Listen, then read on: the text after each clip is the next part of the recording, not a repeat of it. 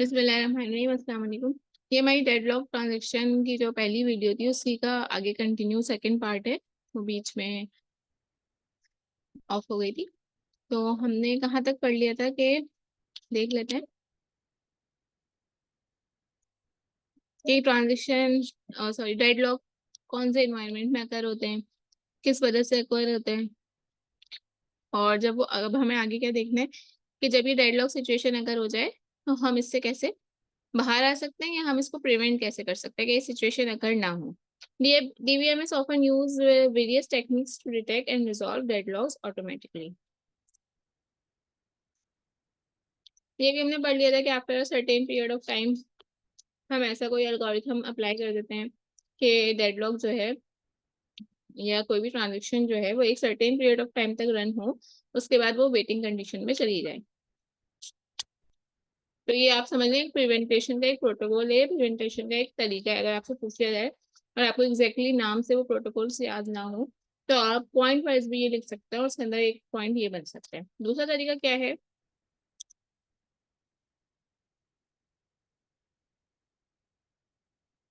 कि कुछ लॉक्स एक चीज होती है, आगे आप कोई प्रोग्रामिंग वगैरह पढ़ रहे होंगे इसी कोर्स में तो देख लेंगे कि लॉक्स क्या होते हैं।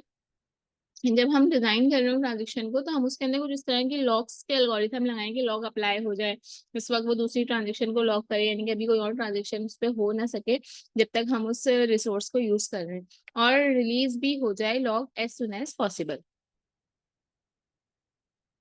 इसीलिए जब भी डेटाबेस डिजाइन किया जाता है तो हमने बार बार पढ़ा है कि डायरेक्ट प्रोग्रामिंग पे नहीं जाते, बल्कि हम पहले डेटाबेस स्कीमा को डिजाइन करते हैं, उसको देखते हैं, उसके बाद उसके एप्लीकेशंस देखते हैं, फिर उसको जो है अप्लाई किया जाता है।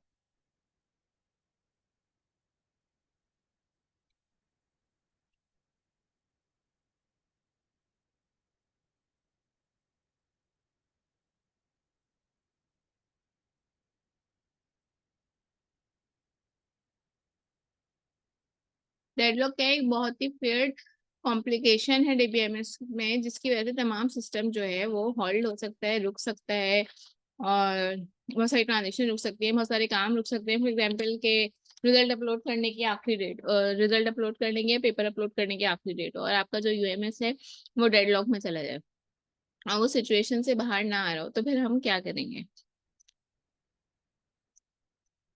यहाँ पे एग्जाम्पल दी हुई है कि एक ट्रांजेक्शन है जो कि हमने रन की। ट्रांजेक्शन का मतलब हम कोई क्यूरी अप्लाई कर रहे हैं और उस क्यूरी से कह रहे हैं कि हमारे डेटाबेस के अंदर से हमें ये रिजल्ट निकाल के दो। तो ट्रांजेक्शन T1 हमने स्टूडेंट टेबल के ऊपर रन की थी। उसने स्टूडेंट टेबल की कुछ रॉस के ऊपर वो कुछ अप्लाई कर रहा है, या तो उनकी फीस का टोटल निकाल रहा है, या वो ये देख रहा है कि इनके इस स्टूडेंट की जीपीए का हमने, या वो कैलकुलेशन में जाके कहीं स्टक हो गया है, या वो कुछ रॉस को अपडेट कर रहा है। Transaction T1 holds a lock on some rows ने क्या किया, उस वहां पहले सम रॉस के ऊपर लॉक अप्लाई कर दिया कि अभी मैं इन इस टेबल के ऊपर अप्लाई कर रहा हूँ या कोई काम कर रहा हूँ। ऐसा ना हो ना कि वो तो काम कर रहे हैं और जो डेटाबेस एडमिनिस्ट्रेटर है वो उस रॉ को अपडेट कर दे, तो हमारा जो रिजल्ट आएगा हमें समझ नहीं आएगा वो अपडेटेड डाटा से रिजल्ट आया या प्रीवियस डाटा से रिजल्ट आया। तो जब आप काम करें ना आपके पास ये राइट्स होंगे कि आप इनको लॉक करें, उसके बाद इसके ऊपर कोई क्यूरी अप्लाई करें। Transaction T1 holds a lock on some rows in the student table and needs to update some rows in the grades table. वो क्या कर रहा है, इसने स्टूडेंट टेबल को लॉक किया और जो है ग्रेड्स का एक टेबल है उसकी कुछ रॉस को अपडेट कर रहा है, क्योंकि जब वहां अपडेट होगा तो स्टूडेंट टेबल के अंदर उसकी की शेयर हो रही है, इस वजह से। Simultaneously, transaction T2 holds lock on those very rows which T1 needs to update. एक ट्रांजिशन T2 आई, उसने क्या किया, वो भी लॉक करना चाह रहे हैं उन रोज को जिस पे T1 काम कर रहा है in the grades table, but needs to update the rows in the student table held by T1। अब ग्रेड्स जो ट्रांजिशन T2 आई है ना, उसका क्या काम है, वो ये चाह रहा है कि मैं इन रॉस को अपडेट कर दूं जो कि ट्रांजेक्शन T1 ने पहले ही लॉक की हुई है। Now the main problem arise, अब एक प्रॉब्लम अराइज हुई। Transaction T1 will wait for transaction T2। Transaction T1 क्या करेगा, उसको वेट करने पड़ेगा कि T2 जो है कब अपना लॉक स्किप करे। Similarly transaction T2 will wait for transaction T1। T2 को भी वेट करना पड़ेगा कि अब T1 ने जो लॉक होल्ड किया हुआ है वो कब इसको रिलीज करेगा।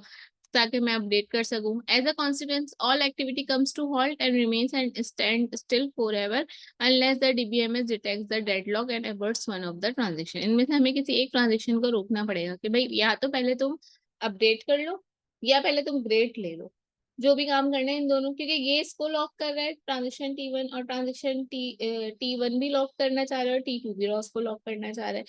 T2 इसलिए लॉक करना चाह रहा है कि इसको डेटा अपडेट करना है। T1 किस लिए लॉक करना चाह रहा है, यहाँ पे लिखा हुआ था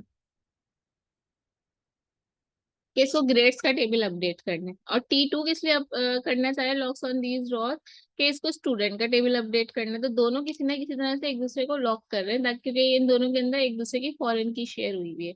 अगर एक टेबल के अंदर अपडेट होगी तो दूसरा टेबल भी उस डाटा जो है लेगा।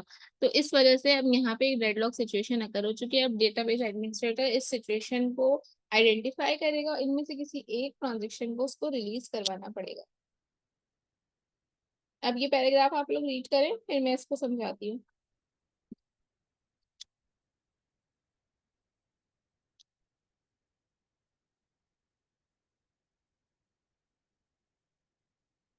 When a deadlock is stuck in a deadlock, it is always better to, sorry, when a database is stuck in deadlock, it is always better to avoid the deadlock rather than restarting or but आपको क्या करना है, आपको better solution ये बजाय से कि आप जो है कंप्यूटर स्विच ऑफ कर दें या आप सोचें चलो मैं सॉफ्टवेयर बंद करके ओपन कर लूँ, डेटाबेस बंद करके ओपन कर लूँ, ये रीस्टार्ट कर दूँ, सब चीज़ दोबारा से जो है अपडेट हो, वो सब करने के बजाय आपको डेडलॉक किस वजह से आया है सिर्फ उस सिचुएशन को आप हैंडल करें।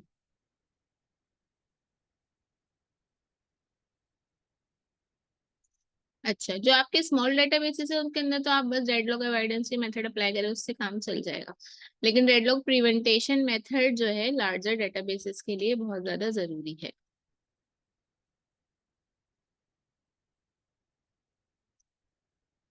ये पढ़ लें, क्योंकि जब आपने पढ़ा हुआ होगा तो आपको ज्यादा जल्दी समझ में आएगा। पैराग्राफ रीड आउट करें पहले, उसके बाद मैं इसको समझाऊंगी।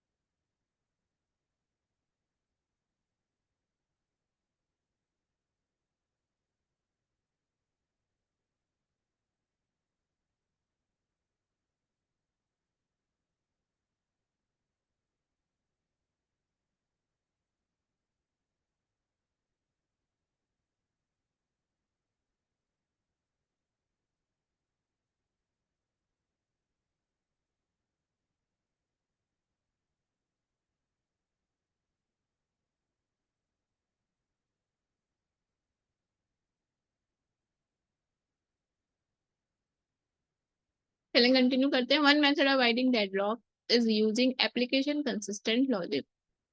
In the above given example, transactions that access student and grades should have always access the tables in the same order।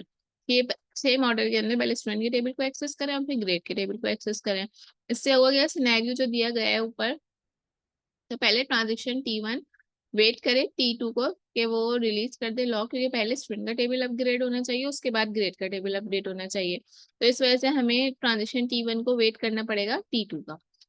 Before it begins When transaction T2 releases the log, अब जब transaction T2 ने अपना काम कर लिया, student का table update कर दिया, उसके बाद हम ग्रेड का टेबल जो है अपडेट करें। Another method for avoiding deadlock is to apply both the raw level locking mechanism and the read committed isolation। इनके raw level जो है कि हमने raws लॉक कर दिया फिर हम काम कर रहे हैं, read committed isolation आपने ट्रांजेक्शन के टॉपिक के अंदर पढ़ा हुआ है, जब हम पूरा काम कर लेते हैं, ट्रांजेक्शन कंप्लीट कर लेते हैं तो आगे कमिट कर देते हैं। तो ये वाली जो चीजें हैं ये भी डेडलॉक को थोड़ा सा अवॉइड करने में हमारे लिए हेल्पफुल होती हैं, but it does not guarantee to remove deadlocks completely. अच्छा, अब डेडलॉक को डिटेक्ट कैसे करें, हमें क्या पता चलेगा कि हमारा इंटरनेट स्लो हो गया है, हमारा सिस्टम स्लो हो गया है, या हमारे पास कोई डेडलॉक की सिचुएशन अकर हो गई। कभी आप कोई छोटा मोटा डेटाबेस बना के, लैप टास्क के रिलेटेड आपने कोई डेटाबेस बनाया, अब आप उस पर काम कर रहे हैं, क्यूरी का रिजल्ट नहीं आ रहा, टीचर ये काम नहीं हो रहा, क्यों नहीं हो रहा, तो उसकी ये वजह भी हो सकती है कि हो सकता है आपने कुछ इस तरह की क्यूरी अप्लाई कर दी, इसकी वजह से डेडलॉक अकर हो गया।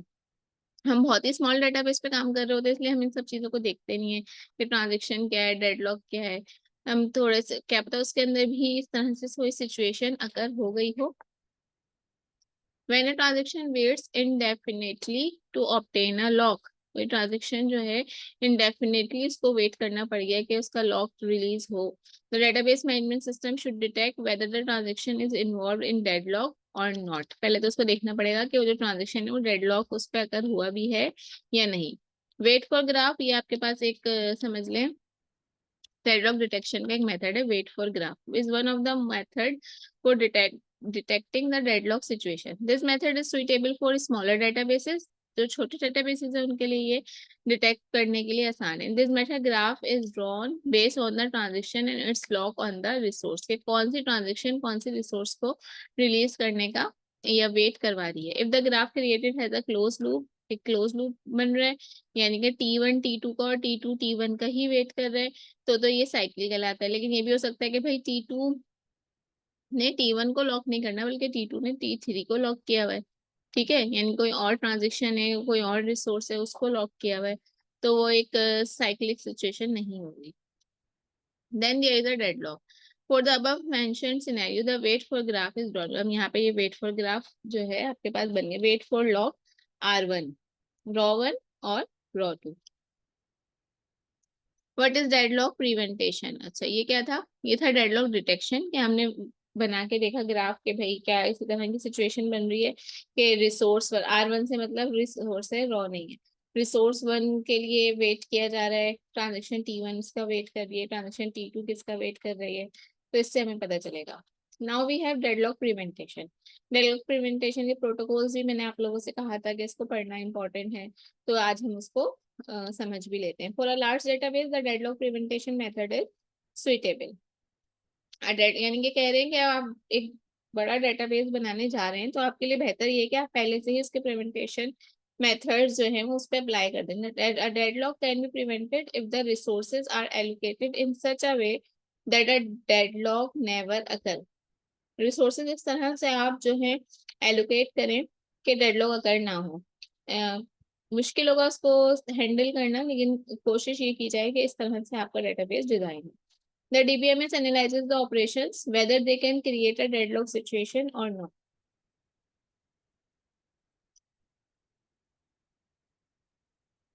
If they do, the transaction is never allowed to be। अगर उसको ऐसा लगे कि ये वाली ट्रांजेक्शन रन होने से डेडलॉक सिचुएशन अगर हो सकती है तो वो उस ट्रांजेक्शन को अगर ही ना होने दे बल्कि उस ट्रांजेक्शन को पॉज कर दे। दो स्कीम्स है हमारे पास डेडलॉक प्रिवेंटेशन को रोकने के लिए। Wait and die scheme. In this scheme, if a transaction requests a resource that is locked by another transaction, एक ट्रांजेक्शन है रिक्वेस्ट करिए एक ऐसी रिसोर्स के लिए जो कि पहले ही दूसरी ट्रांजेक्शन ने उसको ऑक्युपाई किया हुआ है, उसको लॉक किया हुआ है। यानी कि आप समझ लें एक प्रिंटर से ऑलरेडी प्रिंट निकल रहा है, मगर दूसरा स्टूडेंट जो है अपने प्रिंटर से प्रिंट निकालना चाह रहा है, देन अपने कंप्यूटर से प्रिंट सेंड करना चाह रहे हैं। Then the DBMS simply check the timestamp of both transaction. DBMS क्या करेगा, एक की रिक्वेस्ट ऑलरेडी रन हो चुकी है, दूसरे की रिक्वेस्ट आ रही है, तो टाइम स्टैम्प देखेगा कि दोनों ट्रांजेक्शन का कितना टाइम स्टैम्प है। क्या पहले वाली जो ट्रांजेक्शन है अगर 3 सेकंड उसने अलाउ किए हैं, उसके 3 सेकंड कंप्लीट हो गए या नहीं हो गए। या जो दूसरी ट्रांजेक्शन आ रही है उसको सिर्फ कुछ माइक्रो सेकंड्स के लिए यूज करना है या उसको भी लंबा टाइम चाहिए। It allows the older transaction to wait until the resource is available for execution. Suppose there are two transactions T1 and T2। अच्छा आप लोग आगे कंटिन्यू करें, मैं आगे से स्टार्ट करती हूँ, आप लोग ये रीड करके रखें जब तक।